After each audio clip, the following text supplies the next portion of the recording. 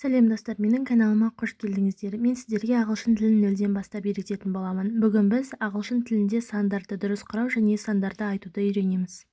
0, 0, 0.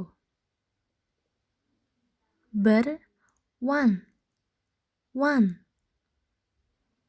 2, 2, 2. 3, 3, 3. 4, 4, 4. 5, 5, 5. 6, 6, 6.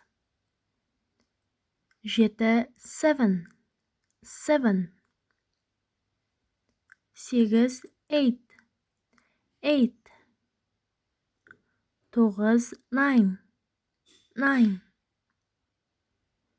10, 10, 10. 11, 11, 11. 12, 12, 12.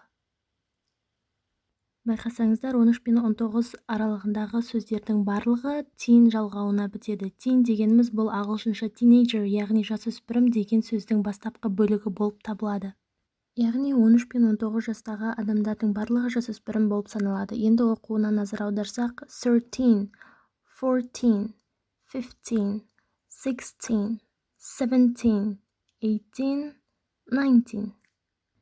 20 мен 90 аралығындағы сандарға T жалғауы жалғанады. Оқылуы 20, 30, 40, 50, 60, 70, 80, 90.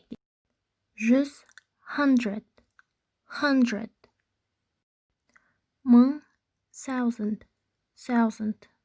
Осымен сандар аяқталды. Егер видео сіздерге пайдалы болған болса, лайк басып, каналға тіркелуді ұмытпаңыздар. Комментарийға кез келген сұрақтарыңызды қалдырсаңыздар болады.